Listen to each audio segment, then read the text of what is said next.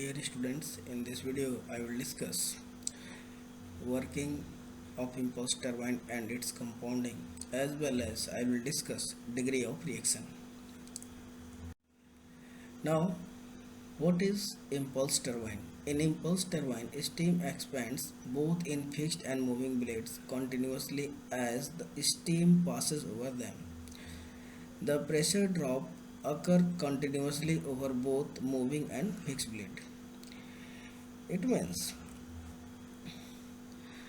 यदि हम यहाँ पे देखें तो इम्पल्स टरबाइन में बेसिकली हम नोजल का यूज़ नहीं करते हैं। यहाँ पे फिक्स ब्लेड यूज़ करते हैं नोजल के प्लेस पे, जो नोजल का ही फंक्शन परफॉर्म करता है और एक डायरेक्शन भी प्रोवाइड करता है। यहाँ पे नोजल के प्लेस पे जो फिक्स ब्लेड होता है, इसमें स्टीम एक्सपेंड करता है, इट मीन्स प्रेशर डिक्रीज होता है। एज वेल एज जो मूविंग ब्लेड है इम्पल्स टरबाइन में, वहाँ पे हम प्रोफाइल टाइप के ब्लेड्स यूज़ करते हैं, जिनके बीच जो एरिया था, क्रॉस सेक्शनल एरिया जिसमें स्टीम हमारी पास होती तो वो चेंज नहीं हो रहा था, बट यहाँ पे ये एरिया डिक्रीज होता है continuously from inlet to outlet. It means यहाँ पे भी प्रेशर डिक्रीज होगा। It means energy neither create not destroyed. It means यहाँ पे वेलोसिटीज़ जो होंगी वो दोनों ब्लेड्स में इंक्रीज करेंगी।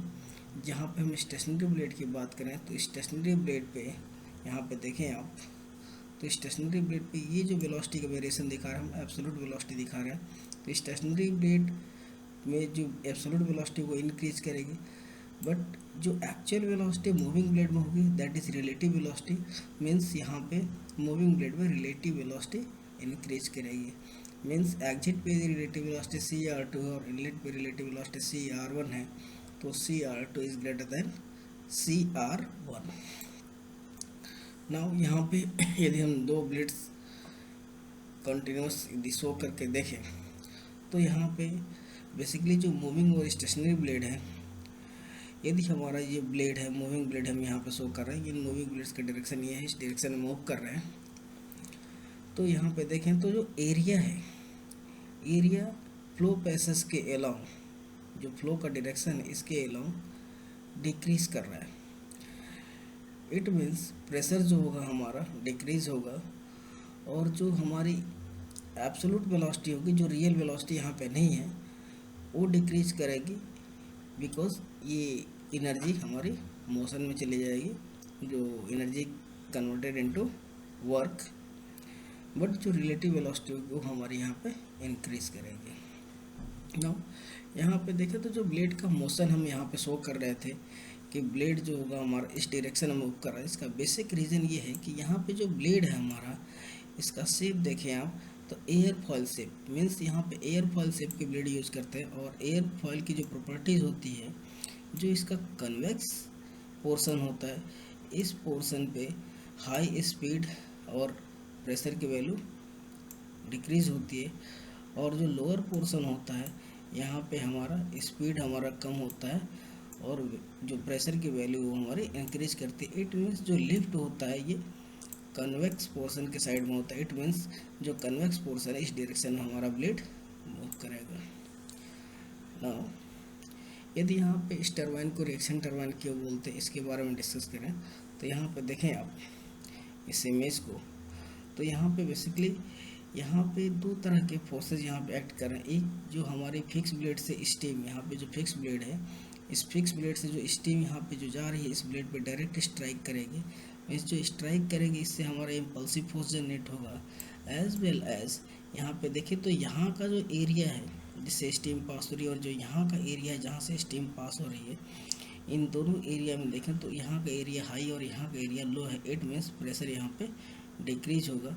मीन्स हमारा जो प्रेशर डिक्रीज होगा, इट मीन्स यहाँ पे लो प्रेशर या यहाँ पे हाई प्रेशर, मीन्स इसके जस्ट अपोजिट डायरेक्शन में हमारा एक रिएक्टिव फोर्स एक्ट करेगा। मीन्स रिएक्शन हमारे इस डायरेक्शन में एक्ट करेगा, और इम्पल्स का जो डायरेक्शन जिस डायरेक्शन से स्टीम हमारी आ रही थी वो हमारे इम्पल्सिव फोर्स का है।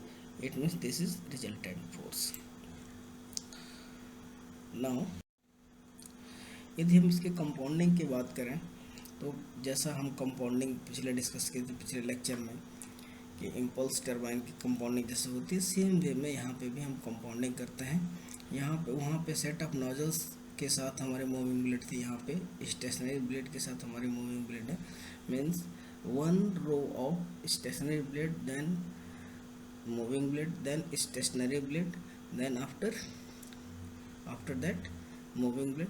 मीन्स इस तरह के अरेंजमेंट्स की यदि हम लगाते जाएं तो जो हमारी टरबाइन की बहुत हाई स्पीड है वो हमारी डिक्रीज होगी, बट पावर का जो अमाउंट है we know P equal to T into omega. It means यदि हमारा ओमेगा मीन्स स्पीड हमारी कम हो रही है तो हमारा टॉर्क के अमाउंट जो है इंक्रीज होगा, जिससे हम इसका एप्लीकेशन प्रैक्टिकली कर सकते हैं। इस टरबाइन का देखें तो इस टरबाइन का जो बेस्ट एग्जांपल है पार्सल्स रिएक्शन टरबाइन है। नाउ इसकी कंपाउंडिंग के अकॉर्डिंग प्रेशर और वेलोसिटी के वेरिएशन की बात करें तो इस टरबाइन में प्रेशर देखें तो मूविंग और स्टेशनरी ब्लेड दोनों में एयरफॉयल शेप के ब्लेड्स यूज़ कर रहे हैं, तो इसलिए हमारा यहाँ पे हर एक पोर्शन में प्रेशर हमारा डिक्रीज होगा। और यहाँ पे यदि हम एब्सोल्यूट वेलोसिटी के वेरिएशन की बात करें तो स्टेशनरी ब्लेड में एब्सोल्यूट वेलोसिटी इंक्रीज करेगा, बट रिलेटिव वेलोसिटी इंक्रीज करेगा हमारा मूविंग ब्लेड में। इट मीन्स जो हमारी एब्सोल्यूट वेलोसिटी है वो यहाँ पे डिक्रीज करेगी मूविंग ब्लेड में। Means absolute velocity stationary blade में इंक्रीज करेगी, बट जो हमारी मूविंग ब्लेड है यहाँ पे एब्सोल्यूट वेलोसिटी डिक्रीज करेगी। तो इस तरह से हमारा वेलोसिटी का वेरिएशन होगा, दैट मीन्स एब्सोल्यूट वेलोसिटी का। नाउ यदि हम बात करें डिग्री ऑफ रिएक्शन, तो डिग्री ऑफ रिएक्शन बेसिकली एक मैथमेटिकल पैरामीटर है जो ये डिफाइन करता है कि कितना पोर्शन हमारा एंथैल्पी का ड्रॉप मूविंग ब्लेड में हो रहा है और कितना पोर्शन हमारा एंथैल्पी का ड्रॉप स्टेशनरी ब्लेड में हो रहा है। बस ये एक क्वांटिफाई करने का एक मैथमेटिकल फार्मूला है। इसको डिफाइन करते हैं कि it is defined as the ratio of enthalpy drop in moving blade to total enthalpy drop in the stage. In the stage means fixed blade and moving blade. Now इसका जो mathematical formula है इसको हम यहाँ पे degree of reaction को represent करते हैं दो सिंबल से, R या एप्सिलॉन से। तो R और epsilon equals to we can say enthalpy drop in moving blade upon total enthalpy drop in the stage. Enthalpy means delta H, H is enthalpy drop, enthalpy for a unit mass, delta H moving upon delta H stationary plus delta H moving। यहाँ पे देखें आप तो यहाँ पे हमने जो representation show किया है, यहाँ पे स्टेशनरी ब्लेड के इनलेट को हमने नॉट से शो किया है, देन इसके एग्जिट को 1 और मूविंग ब्लेड के एग्जिट को हमने 2 से रिप्रेजेंट किया है। इट मीन्स हमारा यहाँ इनलेट पे एंथैल्पी है H0 स्टेशनरी ब्लेड के, देन इसके एग्जिट पे enthalpy H1, then moving blade के इनलेट पे बोल सकते हैं सेम वे में कि इनलेट पे एंथैल्पी H1 और मूविंग ब्लेड के एग्जिट पे एंथैल्पी H2 है। It means enthalpy change in moving blade equals to H1 minus H2 upon total enthalpy drop in one stage is H0 minus H2। तो this is formula. Now यदि हम यहाँ पे stationery blade की बात करें तो अभी हम जस्ट प्रीवियसली डिस्कस किए थे कि यहाँ पे जो वेलोसिटी इंक्रीज होगी only in stationary blade. Now यदि हम मूविंग ब्लेड की बात करें तो मूविंग ब्लेड में जो एक्चुअल वेलोसिटी होगी रिलेटिव वेलोसिटी होगी, तो यहाँ पे रिलेटिव वेलोसिटी जो एग्जिट की रिलेटिव वेलोसिटी होगी CR2 वो CR1 से ज़्यादा होगी। यदि हम डिग्री ऑफ रिएक्शन के value in terms of velocity calculate करना चाहें तो बेसिकली हमारे रिएक्शन टरबाइन में फिक्स ब्लेड की सीरीज़ होती है, देन मूविंग ब्लेड की सीरीज़ होती है। इट मीन्स यदि हम फिक्स ब्लेड में एंथैल्पी ड्रॉप को देखें तो यहाँ पे देखें आप तो फिक्स ब्लेड के इनलेट पे एंथैल्पी हमने H0 लिया है, देन फिक्स ब्लेड के एग्जिट पे एंथैल्पी H1 लिया है। तो एंथैल्पी का जो चेंज है that is H0 minus H1। H0 minus H1 means यदि इस पे study flow energy equation apply करें आप तो स्टडी फ्लो एनर्जी इक्वेशन के अकॉर्डिंग आप बोल सकते हैं change in enthalpy H0 minus H1 equals to basically यहाँ पे एनर्जी जो एंथैल्पी का चेंज वो काइनेटिक एनर्जी में चेंज हो रहा है। तो चेंज इन काइनेटिक एनर्जी यहाँ पे देखें तो H0 minus H1 basically unit mass small h है, मीन्स यूनिट मास के enthalpy change, means unit mass पे कैलकुलेशन कर रहे हैं हम। तो यूनिट मास के according change in kinetic energy की value half C1 square minus half C2 square होगी, बिकॉज यहाँ पर C1 is greater then C2, तो ये वैल्यू पॉजिटिव थी। इस वैल्यू को पॉजिटिव बनाने के लिए हमने C1 square minus C2 square by 2 रखा। सिमिलरली फॉर मूविंग ब्लेड, यदि मूविंग ब्लेड में steady flow energy equation apply करें तो यहाँ पर देखेंगे तो मूविंग ब्लेड की इनलेट पे एंथैल्पी H1 और एग्जिट पे एंथैल्पी H2 है। It means H1 minus H2 equals to moving blade में जो वेलोसिटी एक्चुअल है दैट इज रिलेटिव वेलोसिटी। तो रिलेटिव वेलोसिटी में CR2 is greater than CR1, it means CR2 minus CR2 square minus CR1 square by 2। Now यदि total enthalpy drop देखें तो we know that stationary blade में enthalpy drop H0 minus H1 plus moving blade में enthalpy drop H1 minus H2, it means this equals to H0 minus H2 होगा। तो हम बोल सकते हैं जो डिग्री ऑफ रिएक्शन है enthalpy drop in moving blade upon total enthalpy drop, तो total enthalpy drop is H0 minus H2 means R equals to H1 minus H2 upon H0 minus H2 होगा।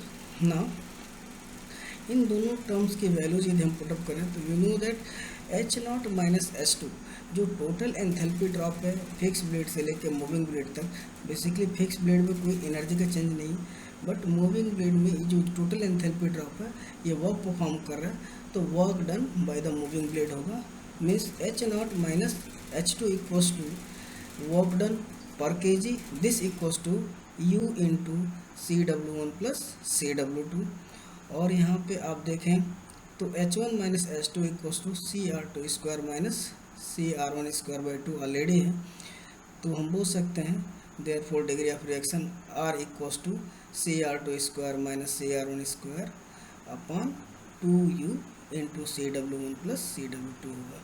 यदि इस फार्मूले को हम याद रखें तो बेसिकली वेलोसिटी डायग्राम के हेल्प से हम डिग्री ऑफ रिएक्शन कैलकुलेट कर सकते हैं। नाउ यदि यहाँ पे देखें आप तो डिग्री ऑफ रिएक्शन की वैल्यू यदि किसी प्रॉब्लम में 0 दी गई है तो इट मीन्स हम बोल सकते हैं कि degree of reaction R equals to 0 means जो इसका जो न्यूमरेटर की वैल्यू है यदि ये 0 हो तो हम बोल सकते हैं R इक्वल्स टू 0 होगा। इट मीन्स यहाँ पे जो ये जो ब्लेड है ये न्यूमरेटर की वैल्यू 0 तभी होगी जब H1 equals to H2 means moving blade में कोई एंथैल्पी ड्रॉप नहीं होगा, और ये केस केवल इम्पल्स टरबाइन में मिलता है। मीन्स जो टरबाइन होगा वो हमारा इम्पल्स टरबाइन होगा और there is no enthalpy drop in moving blade. Now यदि R इक्वल्स टू 1 हो, R इक्वल्स टू 1 तभी पॉसिबल होगा जब H1 minus H2 equals to H0 minus H2 हो जाए।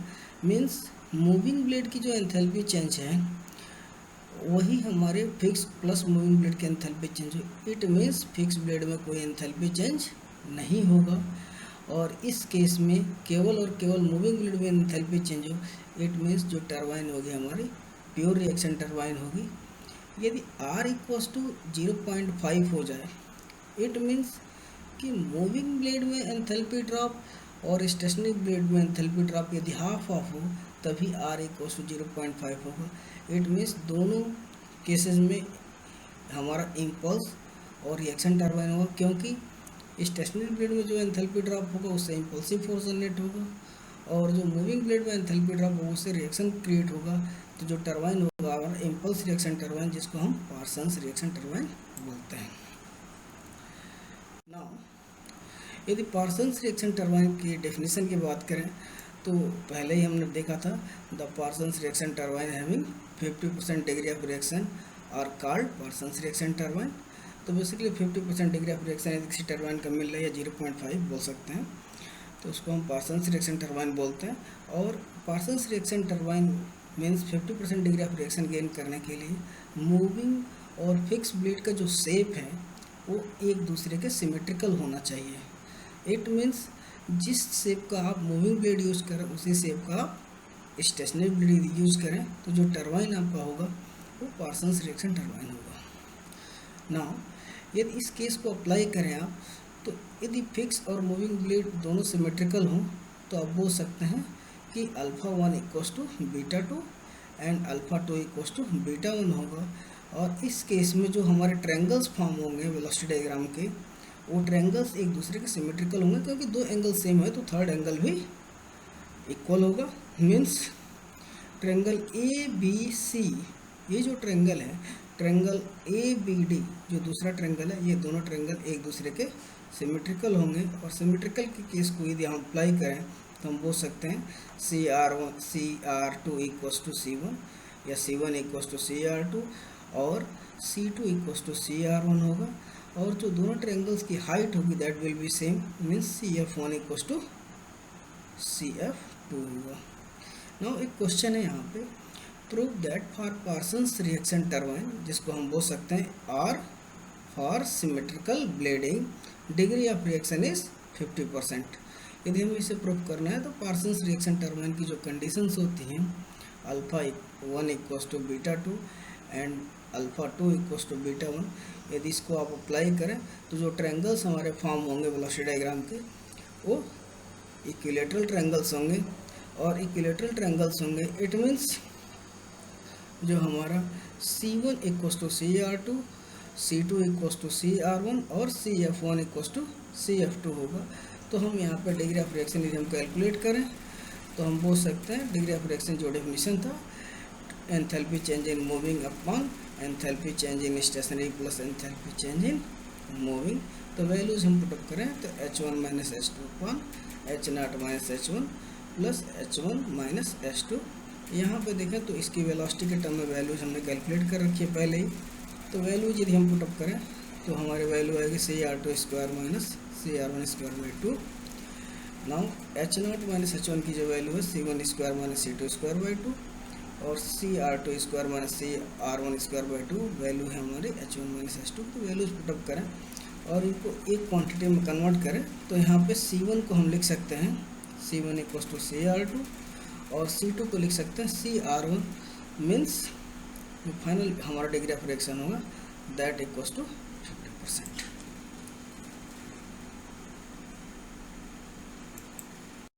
Okay, thank you. Next lecture में हम वेलोसिटी डायग्राम और पावर कैलकुलेशंस की बात करेंगे।